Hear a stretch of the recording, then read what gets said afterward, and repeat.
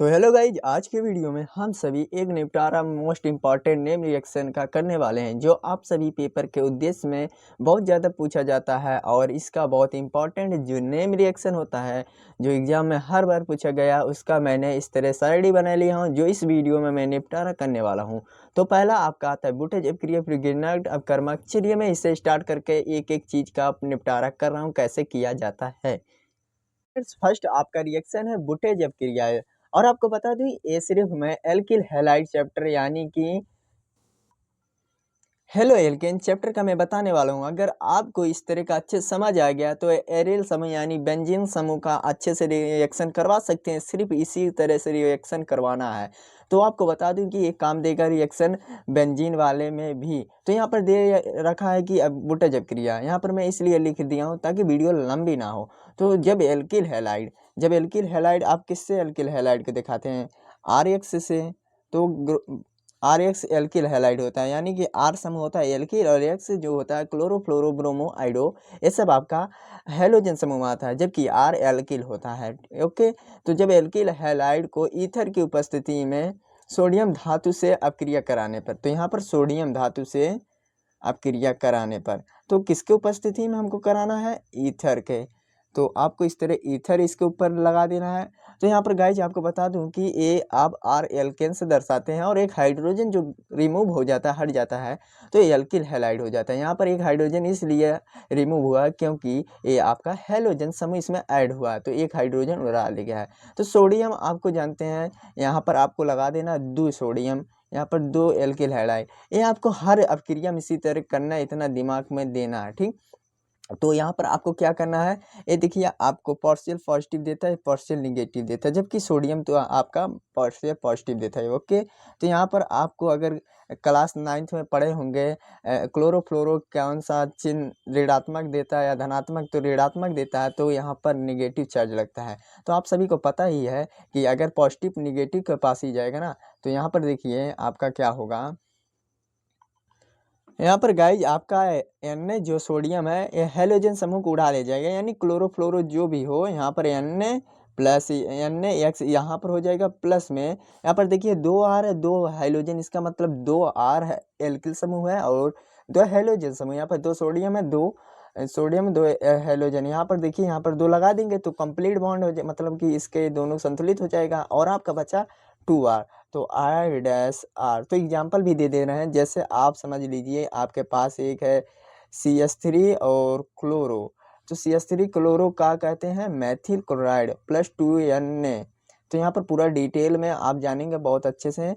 आप देखिए यहाँ पर क्या करेगा, यहाँ पर 2 लगा दीजिए, इस Cl को रवाना लेकर उड़ जाएगा, तो आपका यहाँ पर CH3 बचेगा, यानी कि आपका क्या बचेगा? CH3 1 2 कार्बन है, तो यहाँ पर आपको क्या नाम बताएंगे इसका? 1 2 पे मेथेन। ओके गाइज, यहाँ पर एल्केन बनाने का सूत्र भी अगर कह दे तो आप इसी तरह बना सकते हैं, और 2Na और Cl यहाँ पर लग जाएगा। ओके, आपका एक कंप्लीट रिएक्शन। तो अगले रिएक्शन पे आते हैं, ग्रिग्नार्ड अपकर्मक। सूक्ष्म ईथर की उपस्थिति में एल्किल हैलाइड व Mg धातु की क्रिया से ग्रिग्नार्ड अपकर्मक कहते हैं। जब सूक्ष्म ईथर की उपस्थिति में कराते हैं एल्किल हैलाइड Mg इस धातु की क्रिया कराने पर ग्रिग्नार्ड अपकर्मक आपको प्राप्त होता है। कैसे प्राप्त होता है, चलिए उदाहरण समझते हैं। तो आपके पास एल्किल हैलाइड कोई है, RX है, सेम ये आपका रिएक्शन करवा रहे हैं हमें एल्किल हैलाइड, जो कि आपका न्यू तैयार हो जाएगा, तो बेंजीन का आसानी से कर सकते हैं। और आपको लेना है एक Mg धातु यानी कि मैग्नीशियम, और इसको भी ईथर की उपस्थिति में कराना है, ईथर के उपस्थिति में। अभी आपको बता दूं ईथर क्या होता है, अभी समझ आ जाएगा, पहले इसे कंप्लीट करें हम।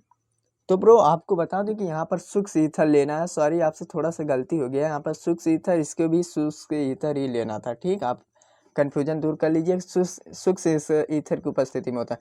तो ये जब रिएक्शन आपस में करेगा तो आपको एक बनेगा RMgX। तो आपको इतना तो याद हो गया, RMgX। ईथर जो होता है वो ऑक्सीजन के बीच में एक सम्मिलित रूप में इस तरह होता है, ये ईथर होता है CH3OCH3। तो यहाँ ये ऐसे ईथर का सिंबल बनता है। आपका अगला आता है डार्जन अपकर्मक। डार्जन अपकर्मक क्या होता है, जब एल्किल अल्कोहल को प्रीडीन की उपस्थिति में SOCl2 क्लोराइड के साथ अपक्रिया कराने पर, यहाँ पर 7 अपक्रिया कराने पर एल्किल हैलाइड प्राप्त होता है। तो चलिए अपना उदाहरण लेके चलते हैं और आपको एक ले लेना है एल्किल, मतलब एल्किल अल्कोहल, ROS समूह लेना है, मतलब OS समूह और R के साथ जोड़ देना है। और आपको आता है, फिर आपका आ रहा है कि प्रीडीन की उपस्थिति में SOCl2 थायरोक्लोराइड के साथ करवाने पे, SOCl2 को प्रीडीन की उपस्थिति में, ये आपको ट्रिक द्वारा मैं बता दे रहा हूँ, बहुत आसानी से समझ आएगा। प्रीडीन की उपस्थिति में अगर आप करवाएंगे तो आपको पहले तो मैं लिख दे रहा हूँ क्या बनेगा, RCl बनेगा प्लस SO2 निकलेगा बाहर, फिर आपका बचेगा HCl निकल जाएगा बाहर। तो चलिए आपको इसका ट्रिक बता दे रहा हूँ। तो आपको क्या करना, R इस तरह लिखना है, OH इस तरह लिख देना है। ओके, फिर आपको क्या करना है, S और आपको नीचे डबल बॉन्ड इस तरह कर देना है, फिर Cl इसके आसपास इस तरह लगा देना है। तो यहाँ पर ऑक्सीजन पर हमेशा डबल बॉन्ड लगता ही लगता है। तो चलिए आपको क्या करना है, इस तरह आपको तोड़ देना है। तो आपका क्या निकला, RCl और SO2 निकल गया HCl, जो आपका नाम इसका एल्किल क्लोराइड कह सकते हैं।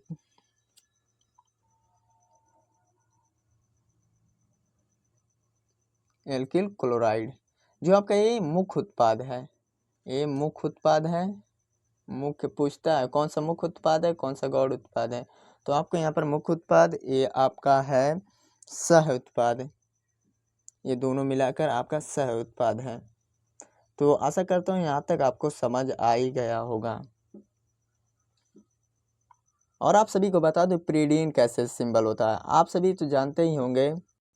अगर आप सभी बेंजीन पढ़े होंगे तो आपको इस तरह कुछ इस प्रकार सिंबल बनता है बेंजीन का। तो यहाँ पर आपको क्या करना है ना, एन लगा देना है और इस तरह आपको इसका बॉन्डिंग शिफ्टिंग पूर्ण कर देना है, जो आपको प्रीडीन का निर्माण कर देता है।